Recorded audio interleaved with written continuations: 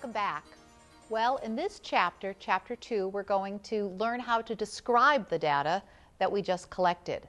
Chapter 2 deals with measuring and displaying techniques of data. We're going to learn how to graphically display the data and how to numerically display the data. We're also going to learn about measures of location, such as percentiles and quartiles, measures of the center, such as the mean, the median, the mode, and measures of spread of the data. Well, since this last example is so fresh on your mind, we're going to continue with this example of the number of books that we have. So up here I have the same example that we were just dealing with, where we have the number of books, the frequency, the relative frequency, and the cumulative relative frequency. This is the same example from the last class that we just had. Now in here, one of the parts that we want to know about is how to describe the measures of location. And the first measure of location that we're going to talk about is the percentiles. You may have received some sort of a test score in the mail at some point which said that you were in the 90th percentile or the 70th percentile of some form of a test.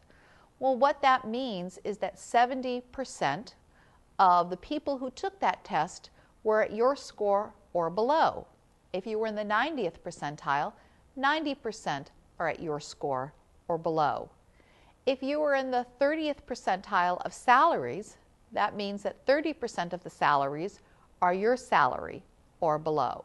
So now let's look at this graph, or this chart actually. And this is why we have the charts going in order from the smallest to the largest, and we have our cumulative relative frequency. These help us to mark our location.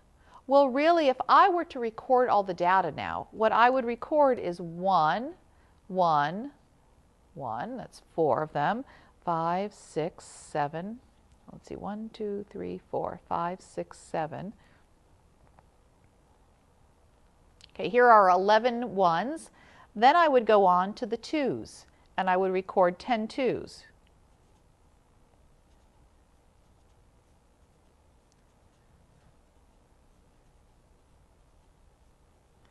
Then I would go on and record 16 threes. Well, I'm not going to do this much more, but I would continue doing that. And that's how I would record my data from smallest to largest. There were 11 ones and then 10 twos. And I'm getting these numbers from the surveying table. See, this table is a lot easier than just reading a list of numbers.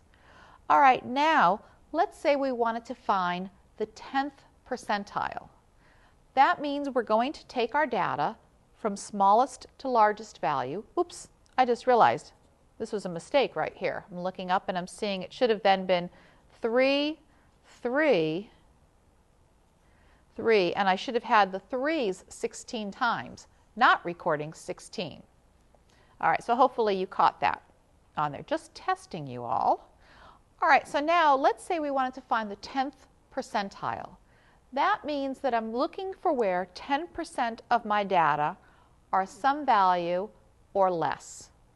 Well, in this example, we had 50 data values. If we added up the frequency, we came to 50. 10% of 50 is 5. So we're looking for where we can find 5 of our data values. So we'll count 1, 2, 3, 4, 5. So right after this fifth number is where we'll draw sort of a wall. And in between this number and the next number is where our 10th percentile will be. Well, if we look in between a 1 and a 1, we get 1. And so we can see that the 10th percentile is 1. That tells us that 10% of our data were 1 or less. Now let's look at the 30th percentile. The 30th percentile of our data, if we come across here, well, 30% of 50 is 15. And so we're going to count up 15 values. Well, if I get to the end of the ones, I've counted up 11 values. 12, 13, 14, 15. So the 15th percentile will be right after this one, this number 2. It's in between this 2 and the next 2, or it's the number 2. 15th percentile, I'm sorry, the 30th percentile will be the number 2. We count up 15 values. Well, if we have more to do, we could do it, but it gets a bit tedious. And that's why we use this chart. For example, what if we had 74,000 values? We did a survey. Pharmaceutical companies often survey hundreds of thousands when they're trying to test new drugs to put on the market. We don't really want to do that and sit there counting each time, 1, 2, 3. And so we use the summary chart. Now, this is how we take advantage of the fact that we have the cumulative relative frequency. What this tells us is that the first 22% of our data are 1. So we have 22%. By the time we get to the end of the ones, we've used up 22% of the answers. By the time we get to the end of the twos, we've used up 42% of the answers. And so if we wanted the 30th percentile, we look here and we say, well, by the time we get to the end of the ones, we've only used up 22% of the responses. In order to use up 30%, we have to start into the twos. But when we finish the twos, we've used up 42% of the responses. So the 30th percentile needs to be somewhere after the ones end and before the twos end, meaning it's going to be a 2. Let me try another one. How about the 90th percentile? Well, going down to this chart here, you can see that when we get to the end of the 4s, we've used up 24, end of the 4s, we've used up 86% of our data. And by the end of the 5s, we've used up 96%. So our 90th percentile must be a 5. It's after the 4s end, but before the 5s end. So our 90th percentile would be a 5. The percentiles are one type of measure of location. Another type of measurement is what's called the quartiles. And the quartiles are a different measurement that we have, and they're just special percentiles. And if you think of this in terms of money, you can think of money in that if you have 1 quarter, you have 25 cents. Well, the first quartile is the 25th percentile of all of your data. The second quartile has a special name besides being the 50th percentile, and that's that it's the median. It's where half of your data, 50% of your data, is that number or below, and half of your data is that number or above. The third quartile is the 75th percentile, and that's where 75% of our values are that number or below.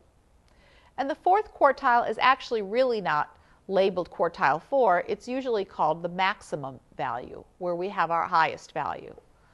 All right, let me pull down this chart again and see if we can come up with the first quartile.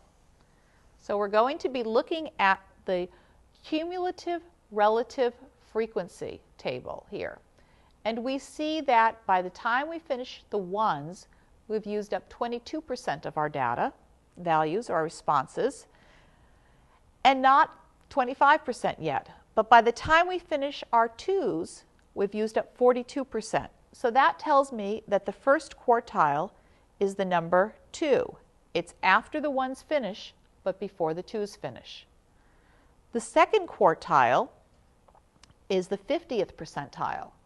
Well, by the time we get to the end of the twos, we've used up 42% of our data. By the time we get to the end of the threes, we've used up 74% of our data. So the 50th percentile would be after the twos end, but before the threes end. So the 50th percentile would be a 3. The 75th percentile, okay, we look to the threes end at 74%. So it's after the threes end, but before the fours end. So our 75th percentile, or our third quartile, would be the number 4. And our maximum value is the number 6. So here's how we would fill in this chart down below that we have right here. We would have the quartiles, the 25th, the quartile 1, quartile 2, quartile 3, and the maximum value. Now, One of the reasons that we want to use the quartiles is that they give us a good summary of the spread of the data. It's not very detailed, but it is a little bit of a summary that we find very useful. And we can use this summary to do a quick graph. One of the types of graphs that we study in this class is called the box plot. And the box plot is a quick type of a graph which helps us to display our data. Every day, if you were to read the newspaper, there would be at least one type of a graph in the newspaper. We have histograms, which we'll be able to construct in just a minute, box plot, pie charts, bar graphs, lots of different types of graphs. And the two that we're going to do in this chapter are the histogram and the box plot. The main use for the box plot is in comparing several groups. So you usually will not see a box plot alone. Usually you'll see a box plot in comparison with several groups. Well, we're going to construct one now for the data that we just had based on this study. Okay, based on this study that we just did of the books, because I know that that was an exciting study and you probably don't want to let that go yet, we have the minimum value was a 1, our first quartile was 2, our median was 3, third quartile was 4, and our maximum was 6. Now, how we construct the box plot is we draw a box around going from the lowest, the first quartile to the third quartile. So this is a rectangle, and it's going from quartile 1 to quartile 3. In the middle, we're going to put a dotted line or a dashed line at the median. The median here is a 3, so we have the dashed line coming down at 3. And then we have whiskers. So the other name for this often is box and whiskers plot, and both names are interchangeable. They both mean the same thing, and they were both discovered or invented, I guess, invented by John Tukey, who's a statistician who worked with a lot of displaying of data. Okay, so this first whisker goes from the first quartile down to the minimum value. And this one goes from the third quartile up to the maximum value. So how you typically construct these is you have a number line scaled going from your lowest to your highest value. Then you construct the box from quartile 1 to quartile 3. And we put the median in, the dashed lines. And then we add the whiskers at the end. Now, often students say, well, what if the median is the same as one of the quartiles? In that case, and on several of the homework problems that actually is the case, your dashed line will be superimposed on the quartile that it is. All right, now I'm going to show you an example of how a box plot has been used on this campus in comparison. I had a student who went and took what was called one of these interest studies. She was trying to decide what to major in, and she had no idea. And I know you probably can't read this, but I will move this over a little bit. Now that you know there's writing here, I will go in here and zoom it in and let you see the graph. And what the graph did was it compared females and males who were interested in a certain profession, and it put a dot by this student to show where her interest was compared to other males and females.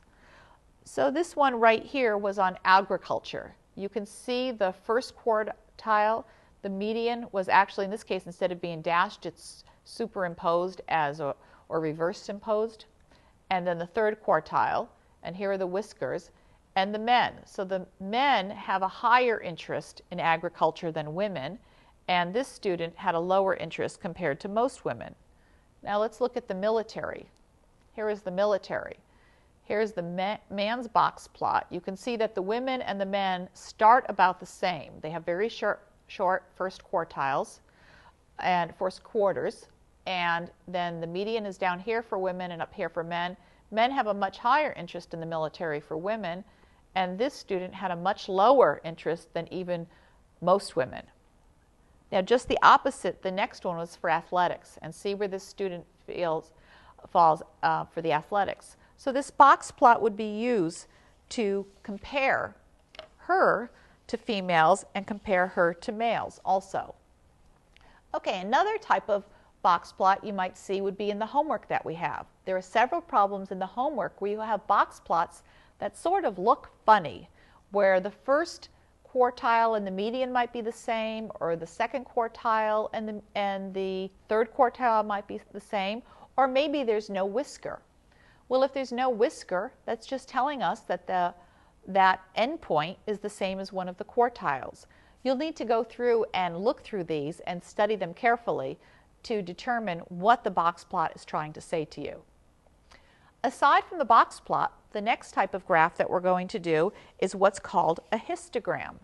And a histogram is a graph that takes our data, and depending upon how it is that we are counting or measuring our data, it displays it. Sometimes the histogram will display this in an abbreviated way. For example, in this case, we don't know what our values are, but all the values that fall in between this value and this value are displayed right here. All the values that fall this one and this one are displayed right in this one. And all the data values that fall here to here would be displayed in this graph. This histogram we would consider to be bell-shaped. It's starting to come up and then it's coming down. Here we have, we haven't learned this word yet, but we have a bimodal distribution. We're going to learn this in a minute. Bimodal means we have two peaks, one over here and one over here. Here we have a distribution which is sort of truncated. It has a long left tail and then it stops. Down below it, we have a graph that is skewed to the right, meaning there's a long right tail. We come up, then we come down, and then there's a long right tail. Now, an example of this one might be incomes. So we might have U.S. incomes where they start to go up and they reach some peak. Maybe for, this is somewhere from 60 to 90,000 possibly. And then they start to come down, but then there's a long tail of people who are earning, just a few people who are earning a lot more money. This example here would be left skewed. We have a long left tail. And here we have an example of a histogram that's actually relatively uniform. It's flat across the top, meaning that we had about the same. Now, we wouldn't expect exactly the same, but in this case, we have sort of the perfect scenario with no randomness in our data. All right, now, once we have our data, we need to display it in our in a histogram. So I'm going to put back right here this data. This was the number of books that we had right over here. In your workbook, you have instructions for how to enter this into your calculator. And so you could enter this into your calculator following the instructions. And I'm going to do that right now on here so that you will see me doing it. If it goes too quickly, just go back to the calculator instructions that are in your textbook. So here I have the graphing calculator. I happen to be using the TI-83, and I'm going to enter the data by editing. First, I'll clear off all my lists. I'm going to clear my list 1, my list 2, my list 3, and I'm clearing them out. So those are now emptied out. All right, now what I'm going to do is I'm going to go back into the stat, and the stat button is right here. It says stat. That's the hint that it's statistics. And I'm going to edit the data. And in L1, I'm going to put the data values, which were the book. These were the data values. In L2, I'll put the frequencies. Let's see what we had, 11, 10, 16. Then the next one was 6, 5, 2. So if this is going too fast, then what you need to do is come to see one of the instructors or get the videotape or practice with the instructions that are in the workbook. Now my data is entered. So I'm going to exit from here and go back into, this time I'm going to go into the stat plot, which is right up here. So I press second, stat plot. And I want to graph this in plot 1. And so I'll highlight the 1. I want to turn this plot on, so I'll hit enter. And now I'm going to go over, highlight the histogram. And the next thing is asking me where my data is. Well, my data is in L1 and the frequency is L2. So this is all set. Last thing we need to do is adjust the window. And our data is going from 1 to 6. We want to surround 1 in the histogram, so we go half a unit below.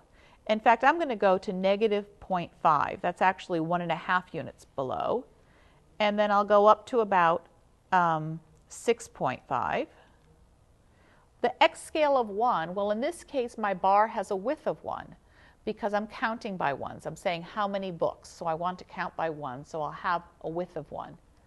Typically, we put 0 for our y minimum if we're doing a histogram because we're going to build up. And the y maximum, my highest frequency was 16.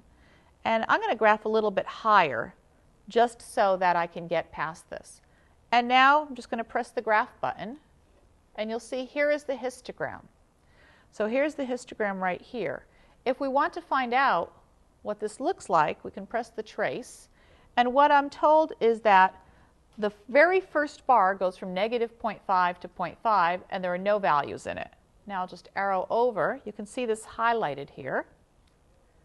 I'll just do this one because it's right over here. It tells us that this bar is going from 2.5 to 3.5, and it has a height of 16, which we knew that because that was the frequency for that.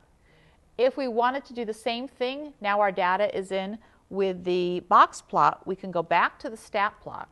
Over here, go second stat plot, and everything is all set. But instead of doing a histogram, I want to do a box plot. So I'll press enter and go down until I'm at the middle box plot right here. Press enter again. Now when I press the graph, I'm going to get a box plot. And if I trace it, it tells me that I have a median of 3. My left value, median, remember, is the second quartile, is 2. We can arrow over and so forth. All right, well, now we know how to enter the graphs onto our calculator and enter our data. And we need to next talk about the measurements of the central tendency. The first measurement that we have of the central tendency is what's called the mean. The mean is the same as the average, and this is the one that you most often have used. We have a sample mean, which we write as x bar, and we have a population mean, which we write as the Greek letter mu.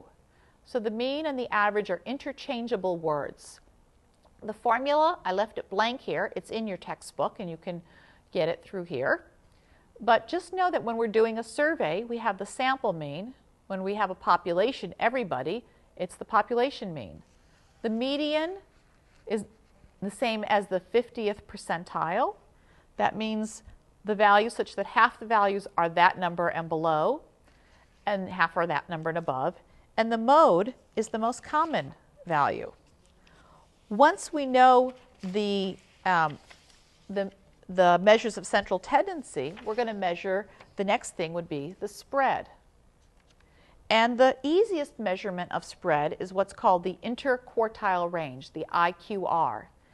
And this is from the third quartile to the first quartile. Now in our book example, the third quartile was a 4, and the first quartile was a 2. So our interquartile range we would have as 2, meaning that we have a spread of 2 for the middle 50% of our data, going from the 25th to the 75th percentile. The last measurement of spread that we have is what's called the standard deviation. And the standard deviation is actually the most common measurement of spread. In this case, what we're doing is we're taking every value and finding how far it spreads from the mean, and we're finding the average of those. Since we would have some positive and some negative ones, we square it and then take the square root. Now, I never want you to do this by hand. We're going to do this once on the calculator right before this section now ends, and I don't want you to ever work on this by hand because the formula is sort of a pain to do. I'll do it once for you up here, and then you'll be able to practice this on your own.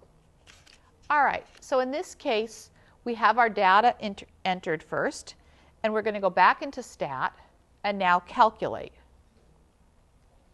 And we're going to calculate our one variable statistics. Press Enter. And we want this on L1. Well, where L1 is behind the 1 key, if you can see this, second L1. And then the comma is right here above the 7, on this calculator anyways. And then second L2. And once I do this, what I get is all the information that we could work out by hand with the formulas in the textbook. We find that the sample average is 2.8, meaning the average number of books in a backpack was 2.8. We skip the next. The standard deviation was 1.3997 or 1.4. 50 people participated in the survey. So what we're looking at for a survey is X bar, S, N, and now there's an arrow, which means that there's some more stuff below. So I'm going to arrow down, find the minimum value was 1, we knew that. First quartile was 2, third quartile was 3, and the maximum was 4. All right, to summarize what we just did now, what we did for this past 30 minutes, sort of on a whirlwind, is we took data that we had collected and we started to look at ways to display the data. We have graphs to display the data, the box plot and the histograms, and we had summary statistics such as the sample mean and the standard deviation. You're now going to go and try working on these on your own and try interpreting. The main part to the graphs is to be able to interpret it. And when we come back, I'll be starting the next chapter, Chapter 3. Bye-bye.